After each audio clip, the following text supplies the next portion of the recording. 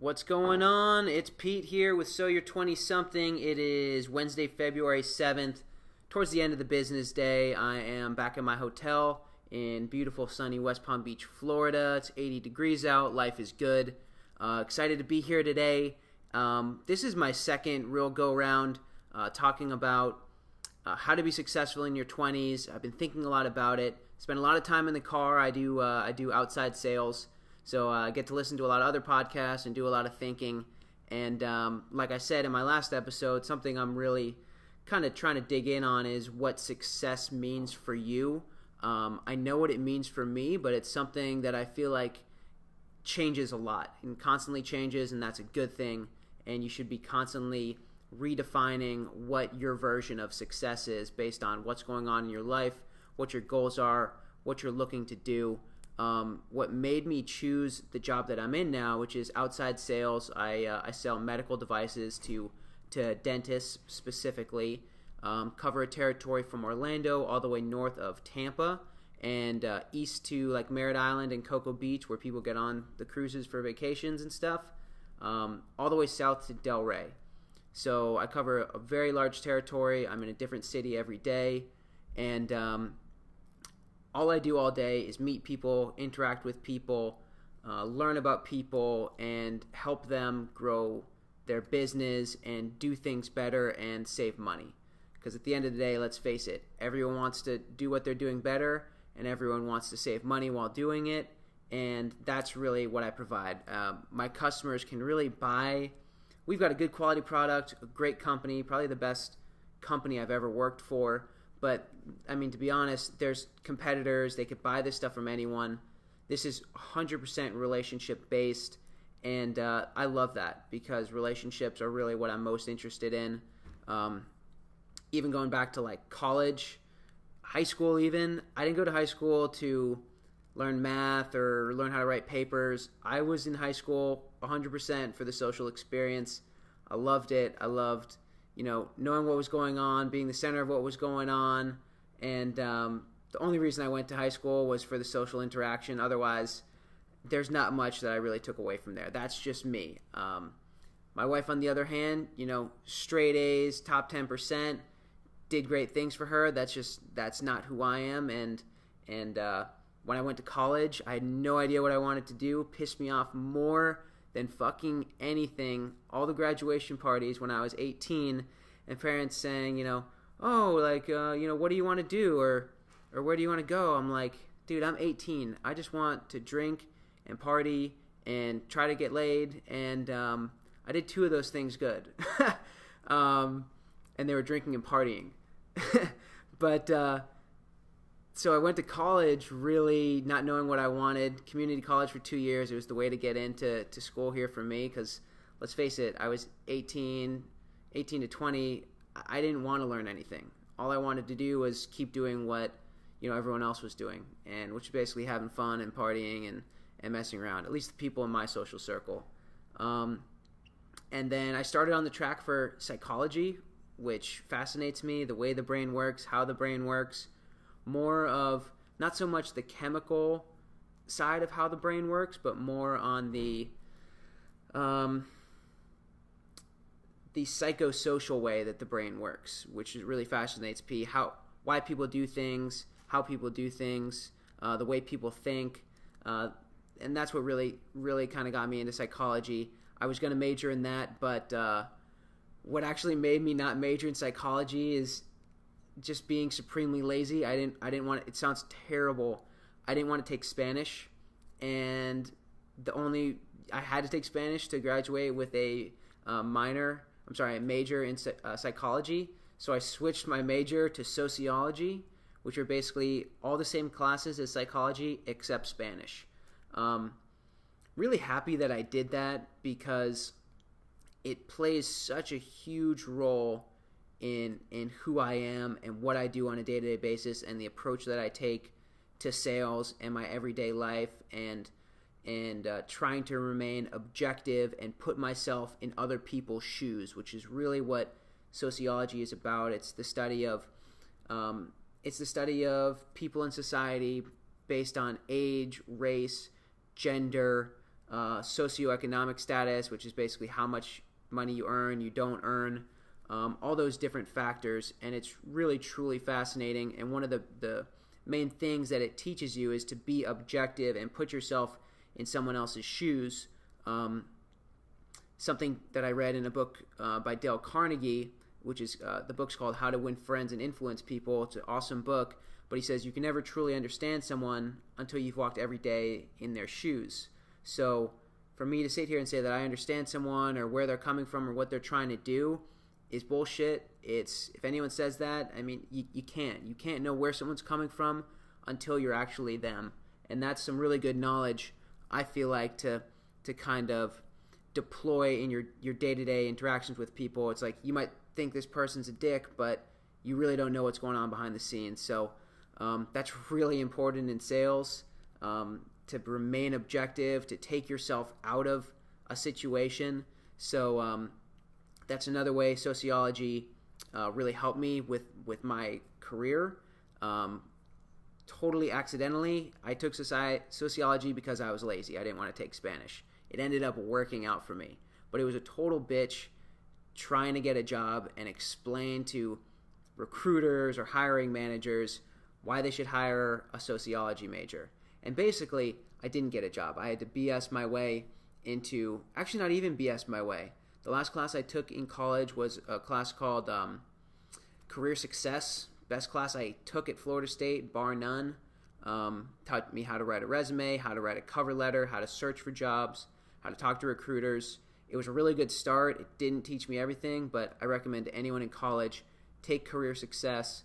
It's super easy, and it's super practical, way more practical than any other class you will take in college. Getting out of school, a lot of my buddies were going on trips. They were going here, they're going there, and I was kind of broke. My family was broke, and I knew the last thing in hell I wanted was to go back and live at home, live with parents, live with anyone. And so I got a job which was full commission, and it was selling advertising in the Florida State Student Planner to businesses. And keep in mind, this was in 2011. The economy was still pretty shitty at this point in time. And I had to walk around in the summer of Tallahassee, dress shirt and slacks, and go into local small mom and pop businesses and basically cold pitch them, solicit them on why they should advertise in the Student Planner. Full commission, and put myself out there, and it really sucked. Like, there were certain days that were terrible, just like any job, really. And I just remember thinking the reason I liked it is because I didn't have like a boss I was reporting to every day, and I could wake up whenever and go out whenever. But then I quickly realized that if you're just messing around and not doing what you're supposed to do, you're not going to make any money, so you're really just wasting your own time. So that was a really good learning experience for me, just kind of getting out there, looking dumb, putting myself out there, making mistakes, learning, kind of honing my craft, honing in on what worked, what didn't work, how to get past the gatekeeper, which is like a sales thing. And so I learned that all at a really young age in my professional career. And it turned out there was 40 schools that participated in the program, and about 100, I'd say like 80 to 100 reps. Most of them dropped out because it was unpaid and they weren't having any success and it was harder than they wanted to be, blah, blah, blah. I finished out as the top rep in the country, and I sold, I want to say, $40,000 worth of ad revenue at a pretty tough time in the economy. And most of that was done on the back of one big customer, one big sale, but I identified the decision maker. I was working after hours, total shot in the dark, just following up, doing what I was supposed to do. But a lot of sales, a lot of life, a lot of everything is just showing up and being at the right place at the right time. It's not so much luck if you're out there and you're staying active. Good things happen when you put yourself in a position to succeed. So I was the number one student sales rep in the country for the summer internship program. They flew me up to Delaware with the 12 other top reps, and we had like a competition up there. We went to like some baseball games, and that was a hell of a time. It was a lot of fun. I got to interact with the owner of the company, who at the time was a cool. He treated me cool, but the guy he had issues of his own. All the other people in the company, at least at that point in time, really didn't like the guy. The interns didn't like him either, but he was very, very critical and very condescending, and people didn't like that about him.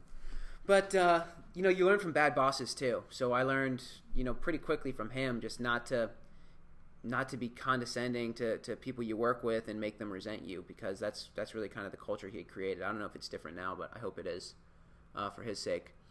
But go figure, that guy, he put me in touch with one of his high school buddies who now had a marketing firm in Orlando and went to work there. And that was a W-2 position. In 2011, I was getting, I think, $26,000 a year plus health benefits, which was great. I was stoked. I was 22. That was a cool job. It was basically selling advertising services instead of like ads. I was selling advertising services, so like building websites, e-commerce sites, social media marketing, digital design. Worked there for about a year and a half. The company things didn't work out the way we wanted to. But I learned a ton just putting myself out there, going to different networking events, meeting people, blah, blah, blah, blah, blah. And all of that got me to where I am here today. I'm sure in later episodes I'll delve more into other positions I've held, but I don't want to bore anyone. Here's where I think you guys should be listening to me. I'm 29. I am very, very happy. I've got shitty days, don't get me wrong, but I'm very happy with my career and where I am right now. Not just from a financial standpoint. I've been able to quadruple my earnings annually since I started in the workforce, which is something I'm just really kind of humbled and grateful and excited about. It might not look like it, but I think it's cool, and I'm happy about it. And so that's one reason, but I really enjoy what I'm doing. I enjoy this job. I enjoy going out and helping people grow their business and being in a different city, every day basically. I'm in West Palm right now, like I was saying, and I'm in a nice hotel, and I'm not paying for any of that, but I get the points on my credit card. So I can definitely help people if they'd like to reach out or DM me and kind of learn more about what I'm doing and how I got here. I'm happy to have a conversation with you, happy to have you on the podcast. But besides that, the thing that I love so much about what I do is the autonomy. My boss is super cool guy. He's very respectful of me. He's very knowledgeable and helpful and always willing to lend a hand, which I think is great. You can't state how important it is to have a cool and just a good boss. And that's what my boss is. I'm very thankful for that. I talk to him, high end 10 times a week, low end 2 times a week, just over the phone, and he'll come and hang out in the car with me for a couple days every couple months. I mean, for me, I love it. That's what works for me. I wouldn't have been able to be successful in this role if I didn't have experience being out there and being micromanaged and having someone breathing down my neck. For me personally, I don't think I would be able to have the success I'm having now, basically running my own business, making my own hours, coming and going as I please. I mean, some days I don't leave the house till 9 or 10 a.m. because I'm working from my computer, but some nights I won't get home till 7, and then I'm entering orders and notes until 9. So I do like the balance where it's all on my time. It lets me get home at 3:30 and walk my dog and then make some more phone calls and throw in a load of laundry. Plus on Fridays, typically dentists don't work, so I usually just work from my home office, which is amazing, and still can be top tier and hitting all my goals and quotas. So what's most important is I found a job that works for me, not only financially, but for my lifestyle and for my personality, who I am. So I think that's tremendously important. But besides that, I feel like I can bring a ton of value for, figuring out for listeners or for people that I'm interviewing, what is it that's going to be your successful career, that's going to make you feel successful or fulfilled with what you're doing as a career, and how to build on that and how to get to where you want to be. I know I can provide a ton of value there. Also on outside endeavors, when I left the marketing firm, I actually made my own. This was 5 years ago. I actually made my own audio CD where I interviewed my mom's boyfriend at the time, a tennis professional, on just tennis, psychological, it's called How to Get the Competitive Edge in Tennis. My buddy Gabe helped me film it, sold that online and at his tennis academy, and sold over 10 grand worth of CDs, which was awesome to do. It was a great dive into entrepreneurship and creating a product. That's since gone away, but every once in a while I'll still get a little sale there, which is cool. So different side stuff. I'm very passionate about side projects and doing other things. My wife and I recently got into real estate. We bought our first house just over 2 years ago in Orlando, and a year later, we did a ton of work in that house: painting, landscaping, carpeting, other minor cosmetic things in the house. Kind of got the bug, got the itch. We bought the house 2 doors down that was grossly overpriced, and we bought it for like $120,000 less than what they were initially asking, just because we had a feel for the neighborhood. We bought that house and we rented out. We kept our first house. We bought the second house, rented out the first house to be earning a couple extra $100 a month after paying our mortgage. So we basically were building equity. We were actually earning money to build equity in a home on the same street, so we could keep an eye on everything. Navy veterans are in that house, super cool people. But in the house that we live in, we converted the garage into an Airbnb. That Airbnb pays the mortgage for our second house. It pays all of our bills too, and we earn a little bit on top of that. So we have 2 houses that we're living for free, which is your biggest expense. And between those 2 houses, we're even generating income and not paying. We're still paying our bills, but it's all net positive. And then back in October of this year, we decided to purchase a third house on the same street. Totally crazy. I was just trimming my sea grapes, which is a South Florida plant, and the neighbor said, "I love your plants, and we love your house." I said, "Yeah, thanks so much, blah blah blah." She said, "Well, we're selling our house. Maybe you'd like to come by and look at it." We looked at it. It was too expensive. I basically just told them, "Hey, look, we can't buy it. It's too expensive for us. We could pay this." And they said, "You know what? We like you. Like, let's do it." So we got that third house at a great price, turned it into 2 Airbnbs. So if you're following me now, we have 3 houses. One of them is rented full-time. The other one we live in, where part of it is used as an Airbnb that pays for not only the mortgage, but also the household expenses, water, utilities, internet, etc. And then we have a third house that we split into 2 Airbnbs, and that one is completely paid for by the Airbnbs. So we've got 3 houses that are all net positive and are all building equity, and that's all on top of my wife and I having a full-time job. So it's not easy. It is fun. There's really tough days. There's been really tough days, but it's all worth it, and we enjoy it, and we're building our future. And I'd be happy to kind of I want to share that, because I don't think that it's anything that anyone listening to this can't do and isn't achievable for you if you want it to be.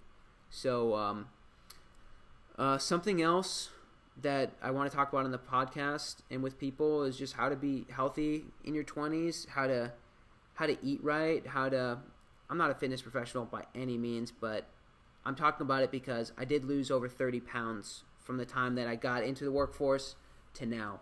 I have run a full marathon before, which is probably the hardest thing that I've had to do in the last, since graduating college. And, it's all about finding time and consistency and just committing to what you want. So I'm happy to talk about all of that, and hopefully I can provide some value to you. That's a little bit of my backstory. I think that more of it's going to come out in interviews as I'm talking to other people, and I really just want to motivate you. You can do it. You can do whatever you want to do, whether it's getting a better job, getting a better boss, getting paid more, buying a house, buying your first house, buying your third house, losing weight, starting a new activity, getting in a relationship, any of that stuff I would love to help you with. I am not an expert at all, but I have had things work out well for me, and I think I can provide some good advice. So if you don't think so, that's totally cool. Don't worry about it. For people out there who would like to reach out, I would love to talk to you either one-on-one personally or on the podcast, if you'd be willing to share kind of who you are, where you're coming from, what you're trying to do. And I really want to create a environment and a forum for success for people in their 20s, because we get a bad rap, and it's not that we don't want to be providing or active or doing things. A lot of people just don't know how, or they're hanging around with the wrong people. You always hear people say you're the product of the 5 people you're closest to, and that's fucking true. It is so true. And I've been fortunate enough to be around good people and to choose to be around good people. There's a big difference, and who you hang out with is a choice. How you spend your time is a choice. I don't spend all my time very wisely, but the time that I do spend wisely, I spend I'm very productive. So one quick story to kind of send everything off here. I'm very, very, very big advocate for people working in sales, learning at least basic sales technique. Everyone that's listening to this, everyone on the planet is in sales, whether they know it or not. If you've ever convinced someone to do something that they wouldn't have done if you hadn't have been there, you've sold them. You are in sales. You've sold someone. Let's say you want to talk someone in to go into your favorite bar. That's sales. You want to, convince someone that they should exercise with you. That's sales. Anytime you've convinced anyone of anything that they weren't already thinking or planning or taking action on, you've sold someone. And I guarantee you that you've done that before, and you're a lot better at it than you think. But when I was 8 or 10 or whatever, I always played with X-Men action figures with my brothers, and we would go to the toy store, because there used to be toy stores, not just Walmart. And I got to know the managers, because I used to go on the shipment day. I would ask the managers, do you have this toy? They would say no. And then I would say, hey, when's your next shipment? And they say, oh, it's on Wednesdays. I go, okay, I'll be back on Wednesday. So I would show up on Wednesdays, and the manager would be like, what the hell is this kid doing here? I was like, oh, I'm here for the shipment day. You said it was on Wednesday. He's like, oh, we didn't get it in. I go, oh, okay. Well, could you possibly call me, or if I called you instead of showing up, maybe could you let me know if you got in this guy right here? And the guy said, sure. And he kind of started getting a kick out of it. So I would actually call the dude on Wednesdays and see if they got, I think it was like Nightcrawler or probably not Cyclops. That was one of my brother's, favorite guys. Or it was one of the X-Men. And so I got into, I got to know the manager at 8 or 10 years old for the I think it was KB Toys. And I went there one day and he wasn't there, and I asked if they had a toy, and it's on the shelf, and the guy said no. I go, well, hey, do you mind if I take a look in the back? And the guy's like, kid, what the hell are you talking about? You want to look in the back? And I said, I basically said, yeah. It's like, I just want to take a quick look. And I didn't take his word for it. I went back there and I looked, and they actually still had the toy. So what happened there? Dissect that for a quick second. Following up, asking questions, when, where, how, what, that's all basic sales skills. What, where, when, how, those lead to open-ended questions versus closed-ended questions. Did you get a shipment today? No. That's it. It's either yes or no. When do you get your shipment? Oh, we get it on Wednesdays. See the difference there? I didn't know that I was doing sales when I was 8 or 10 or whatever.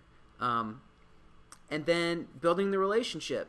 I built a relationship with this guy. He liked me. We talked when I was in there. And obviously my mom was there, and this was before shit was creepy. And not really being professionally persistent. I was very polite, very professionally persistent, and that's a huge part of sales. When they said they didn't have it, I said I would call back.